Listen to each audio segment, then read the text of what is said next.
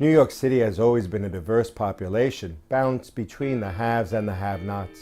Each socioeconomic group needs the other to survive here, whether you are driving the cab or getting into one for a ride. But as the cost of living in this great city increases every year, the poor get priced out. There are no easy answers for the poor, because when you don't have money, your options become limited. For instance, using a workday to interview for a better job means losing that day's wages.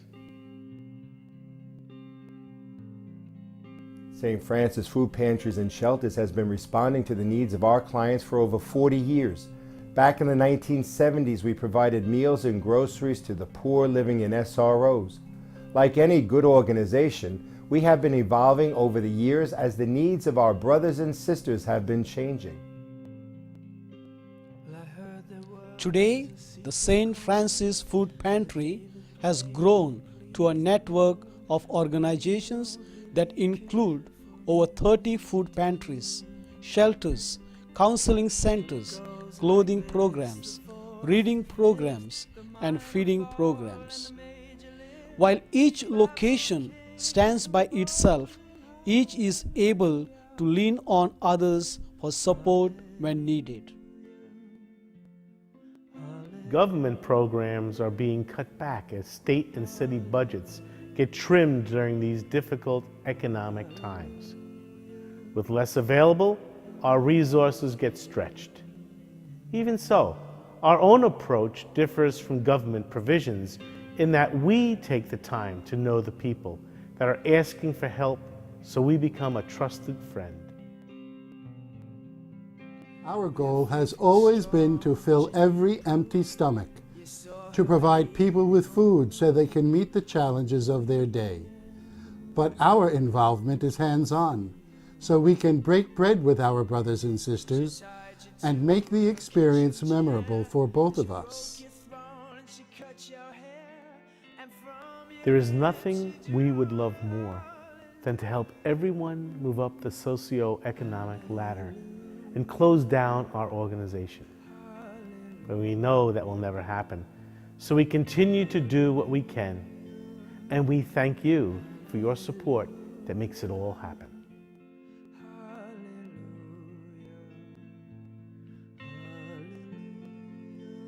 Last year at this event, our video introduced you to Marianne Fusco and Kim Burton, two women that have partnered with our network. This year, I would like to introduce you to two more women and let them describe how they are involved in our network. Here is Dolores Minardi, Senior Managing Director at Colliers International. Joe took us, the Women of Valor, the nominees that year, to the St. John's Food Pantry on 31st Street. And it was the first time I'd been in a food pantry, and to be quite honest, I was surprised that these weren't people walking around with rags and no shoes. They were working people that just couldn't afford to make ends meet. So I immediately felt like this was something I wanted to be involved in. I felt it right away. I was involved in a local soup kitchen right next door, the town next door. The Faith Mission Outreach, they not only feed their clients breakfast, then they take a shower, they go and get some fresh clothes, they sit down for a hot meal, and then they get some food to go. And then it dawned on me, St. Francis Food Pantry and Shelters actually sponsors soup kitchens just like the Faith Mission Outreach.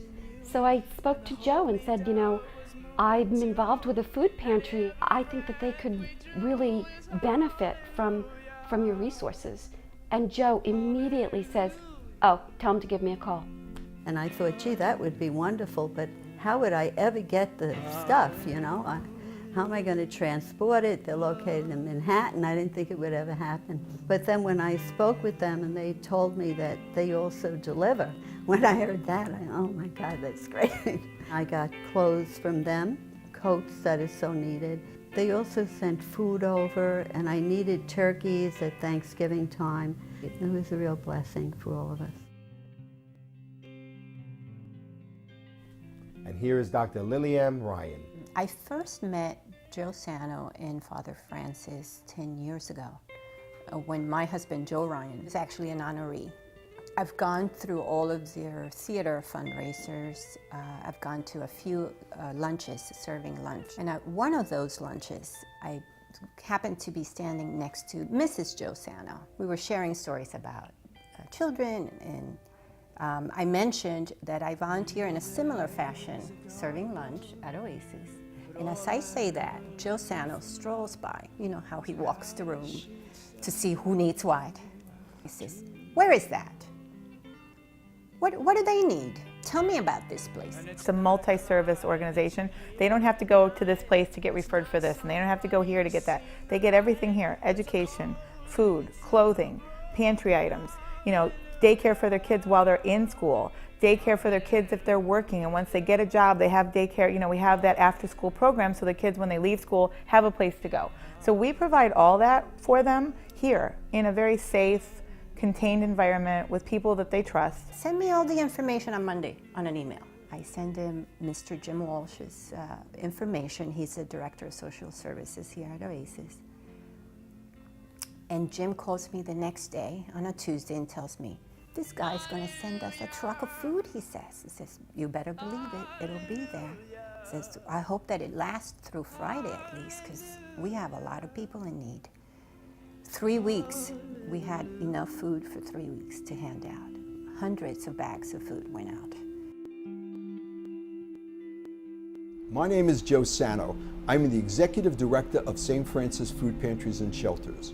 We are in the business of giving. Our Tea Committee, all of you here, and all of our donors understand our belief that it is in the giving that we receive. Our combined efforts have positively impacted the lives of thousands of people. Each year I'm approached by people like you that want to get involved with St. Francis Food Pantries and Shelters. We welcome you, we welcome your ideas, because without you, we cannot make a difference. Thank you all for your unbelievable support.